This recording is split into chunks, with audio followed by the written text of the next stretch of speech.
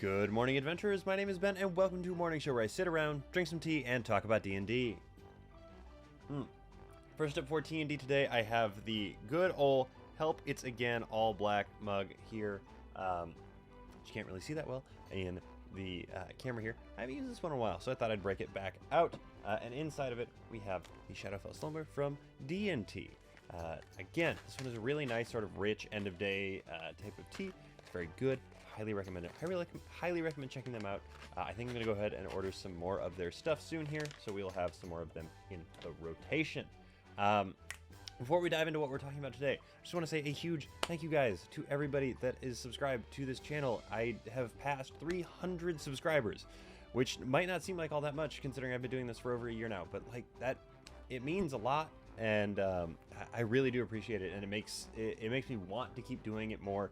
Really want to keep pushing forward with this and see where it really takes me to. So thank you guys so much for your support. I genuinely do appreciate it so very much. But all that aside, getting into what we're actually talking about today, we are going over the 5, in my opinion, best classes for brand new players to play as. I have done some mentioning of this in other videos / episodes / whatever over different platforms. I know I've talked about this on TikTok before, maybe not all 5 of these, but definitely the top 2. So I want to talk about it on here. I wanted to give my reasoning a little bit here because I think that there are a lot of recommendations out there for what your first D&D character should be that I don't necessarily agree with. So let's go ahead. Let's dive in. You guys are going to notice something about my ranking here. It is based in simplicity all around, and that might not make a whole lot of sense when I first mention what I'm talking about, but hopefully it will become more evident as I get further into it. So first up at number 5, we have the Cleric. You might be saying, why on earth would you have a spellcaster at your number 5 slot? That's a good question. There are a lot of other options here. And I could very easily see people putting this much lower on their list, as in don't recommend for newer players, or much higher on their list for do recommend to new players. There are a few reasons that I would drop the Cleric here. First and foremost, spoilers, this is the only full spellcaster that is on the list here. Spellcasting is inherently way more complicated than rolling some dice to hit some stuff. You have to track spell slots. Again, a lot of this is based in simplicity, which means that the fewer resources you have to track for me, the better off you're going to be. So, Cleric, you have to track spell slots, you have to track channel divinity, all of that, yes, good. But that's really it. With druids, you have wild shapes. With bards, you have extra spells and stuff like that. Wizard was a very close one for this one, but I picked Cleric specifically because they are prepared casters. That was the big thing for me. The wizard, sorcerer, bard regiment is fantastic. I love them dearly. However, they are not prepared casters. They are learned casters, which means that you can only switch out spells when you level up, which is a tight sort of time frame for somebody who might pick a spell and then decide they don't really like it that much. It is something you have to consider a lot more heavily when you're leveling up, so they didn't make that cut. But with being a prepared caster, clerics have the ability to just sort of drop spells at the end of a long rest and pick up whatever they want to. It lets them change out their toolkit. It lets them experiment with different spells, and that's going to be a lot of what a brand new player is going to be doing. So they definitely take up that spot for me for that reason. And then pitting them against the druid specifically, I'm going to go with here. Druids, when they are in wild shape, can't be casting spells until they reach really high levels, at which point you're not really a new player so much anymore, probably. So having to keep track of what wild shape you're in, your ability to do things and stuff like that, don't love to have that worked in with the spellcasting as part of the bogging down of the action economy. I don't always love it. Channel divinity for clerics is can either be a bonus action or an action. You just have to sort of pay attention to which one, and then you have to know which spells are cast with the opposite casting time in order to be able to do it. Clerics are also hardy enough to be on the front line, which means you can just go hit something. And at low levels, that is going to be a lot of what you're doing because you're going to have like 3 spell slots. So it's not going to be, the thing that you go and do necessarily at the time. All those reasons are why Cleric comes in at number 5 for me. I'm also a little biased. I love Clerics very, very much, but that is where they fall for me on this list. Moving forward to number 4, we have the monk. You might be saying, God, why? Why on earth would you have that there? Again, inherently less complicated as a melee fighter, or I guess a fighter period, doesn't have to be melee. Monks are a really, really fantastic class to be able to put on the front line. They can have a high armor class by just sort of buffing the stats that are recommended to go with them. They don't have spells to keep track of. First off, they have key points to keep track of, which is annoying and a resource that you do have to actually actively keep a tally on. But those key points allow you to do things on your bonus action on your turn more than anything else. But they don't like necessarily add things to the action economy.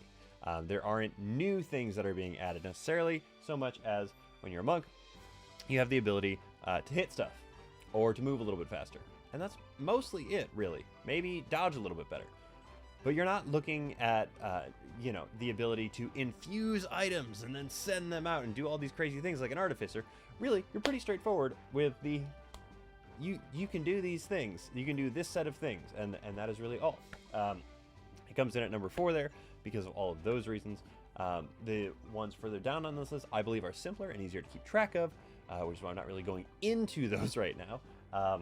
But I do think it outranks things like the Artificer, which I feel like is a pretty obvious one for why it's not going to be on this list here. I don't want to spoil the rest of the list for you this early on. But monks are inherently not that complicated. They're pretty forgiving because they, 1, don't have to deal with spells, and 2, you can automatically, without any cost to you, when you don't know what else to do with your bonus action on your turn, you can just hit again. You can just hit again. They're the only ones that get that early on without having to use a 2-weapon fighting style, which is really nice. So your ability to just go bang, bang, bang, bang, bang, bang, bang, bang, bang, bang, bang, bang, bang as a monk is really useful when you are a low level, because if you're a melee class and you can just hit stuff, that's really what you got. You got the ability to hit stuff. Really, monk falls to 4 for me because there is the added resource management, and honestly, the biggest one, the fact that they don't deal that much damage. A D4, it's fine, but it's not a lot. A D4 3 times, it's not a lot. Don't get me wrong, the chance to hit 3 separate times is great, but then when you roll that number and you get a 2, and you're like, man, that could have been cool, it really sort of sucks. And knowing that you, at a 2, have gotten about halfway to where you could get, it's not always the best. So that's why monk ranks in at number 4 for me. Sliding in on the list up at number 3 is the barbarian. And this might be a little bit of a confusing take for people because I get the feeling people really thought that this would be number 2 or number 1 for me. But it's not. It is number 3 instead. There's a very good reason for this. It is the fact that you have to track a single resource as a barbarian, and that is your rage. Specifically, it is because you have to keep up with your rage. If you are fighting an enemy that is fast and keeps moving out of the way and isn't targeting you, you have to pay attention to the fact that you might not be able to maintain your rage as you go forward. If you drop your rage, then you have to use a bonus action to rage again. And that really kind of sucks because early levels, you get 2 rages, and that's all. Early levels, you also shouldn't be in fights that last very long, but if you're in like a chase sequence or something like that, or you are doing something where you really want the advantage on that strength check, your GM says, okay, you can rage to get advantage. It will expire after those 6 seconds if you don't like stab yourself to continue it going. And so it is a very, very scarce sort of resource. It's a phenomenal one, don't get me wrong, but it is one that, being so integral to the barbarian class, makes it something that is a little bit tricky to actually keep up with when it is so easy to lose it early on. Don't get me wrong, the rage is also the thing that puts it at number 3, because you hit stuff and you hit stuff hard, which makes you feel cool, which is a good start. Reckless attack gives you advantage on stuff, which is fantastic. It gives you the more likely ability to hit stuff, and realistically, when you're a low level like that, you're probably going to be hitting stuff. And the fact that it halves all physical damage, which is the majority of what you're going to be dealing with if you are a lower level, means that you are inherently going to be a lot more... Not you're going to be a lot more. You're going to be able to forgive yourself a little bit more for leaving yourself in a dumb situation, because you'll be able to walk away from the hit. Whereas I don't know, the wizard would be crushed and die in an instant. The barbarian can get a rock dropped on him and walk away without a scratch. Well, with a small scratch, but not a big one. That's kind of the point. So really, the rage is both what locks it in at number 3 and what elevates it to number 3. There is some amount of resource management with it. There's something you have to pay attention to. And when it's gone, it's really kind of tough to play a barbarian because all of a sudden you're like, okay, I'm just this guy who could be angry maybe, but isn't. But the angry bit is something that is so useful and so important to be able to have just in your back pocket for whenever you do end up needing it. I definitely recommend Barbarian as one of your classes. Really, these top 3 are my, like, if you're playing for the first time, you have no idea what you're getting into. You're like, I don't know. These top 3 are the ones that I'm like, man, this is where you are going to find your sweet spot, more than likely, because there's just not that much mechanical stuff to pay attention to. And actually, with the turn of the Barbarian, we are seeing the beginning of the forgiving side of things. Up to this point, it's been a lot about resource management, but like I said, with Barbarian having the rage to pad out their hit points, it is a forgiving part. So now we are getting into more of the forgiving bits being more and more prevalent. Monk technically had a little bit of forgiveness in there with the ability to punch more.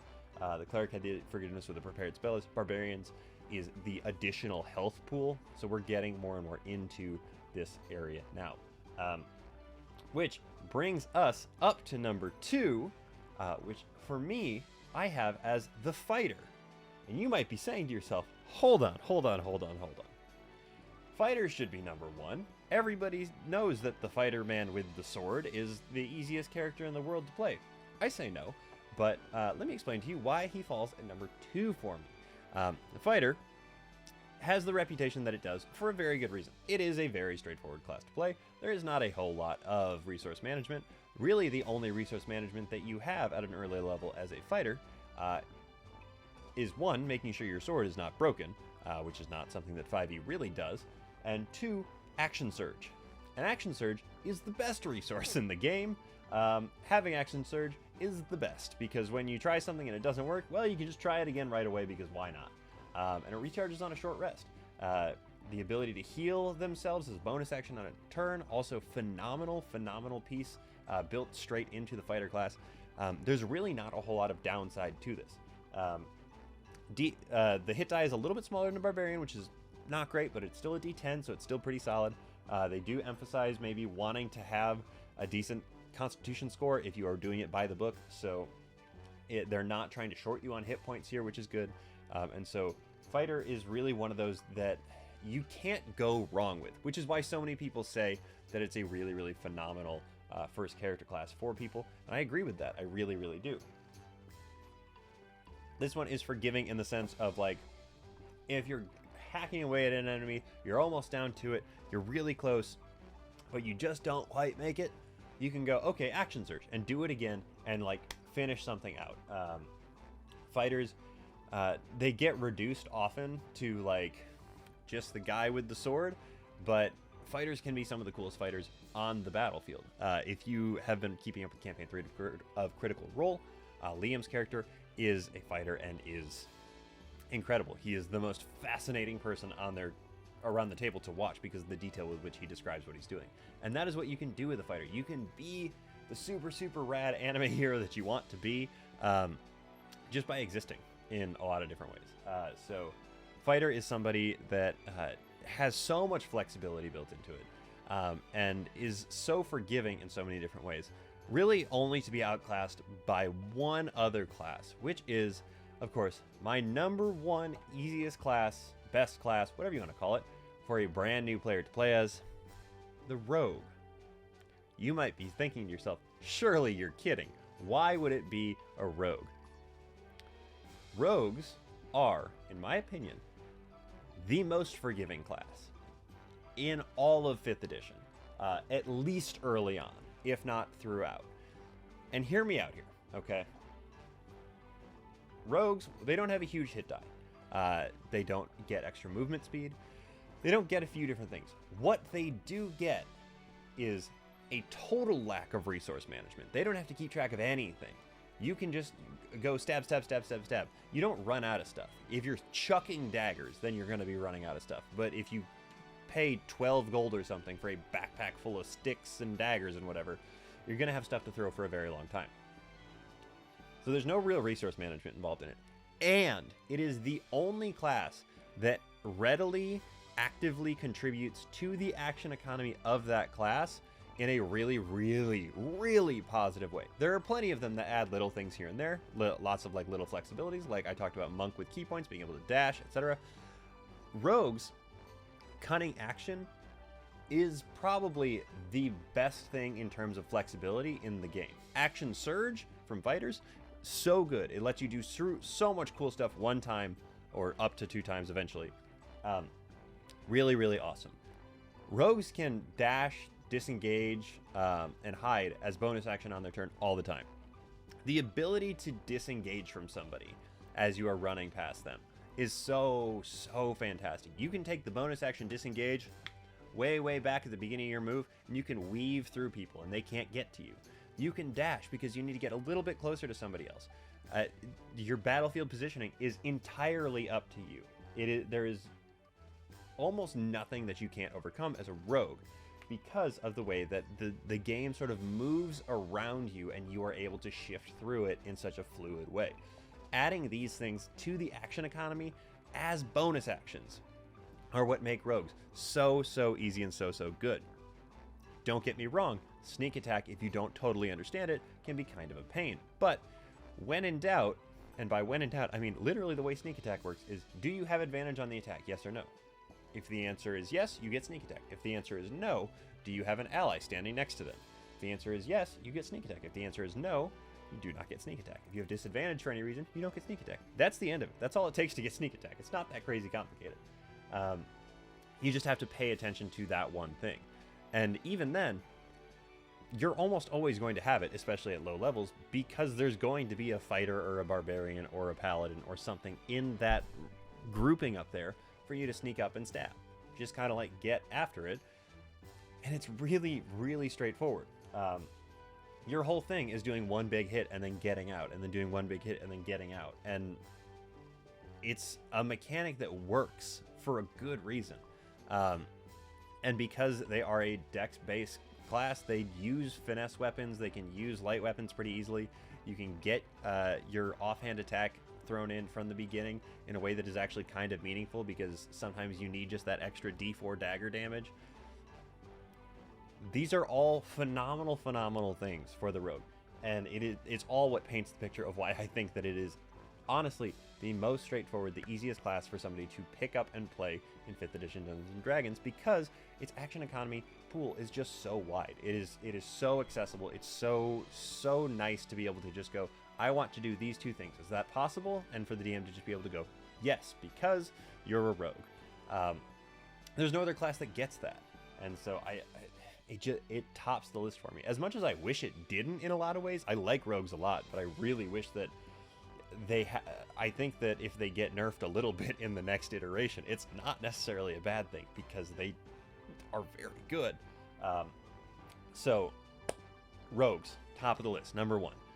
Those are my 5 easiest / best classes for brand new players to play. Again, that is Cleric, Monk, Barbarian, Fighter, Rogue. That was a dumb way to do a 5, 4, 3, 2, 1 countdown, but it is what I had for you. So moving on from that to the shows that we have today. It is Tuesday, which means that we have, in no particular order, Diary of a Dragon Pit, Star Wars First Resistance, Dungeons and Daddies, Bombarded, Heck of a D&D, Glass Cannon, and the Queer Questers. Please let them know that I sent you, because again, someday somebody's going to say something to me about it, and I'm going to think that it's very funny. But until then, I'm going to keep asking you to do it.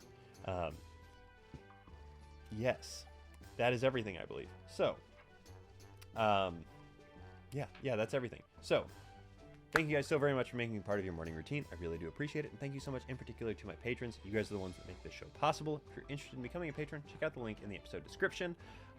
Once again, thank you guys so very much for 300 subscribers. It means the world to me, and it makes me feel like I'm doing something that's kind of worth doing here. Especially because like a week ago, I was down at like 290, which means that a lot of you guys are brand new and very recent. And so thank you for deciding to stick around. But anyway, with all that said, everybody, don't forget, drink tea, play D&D, and keep on rolling.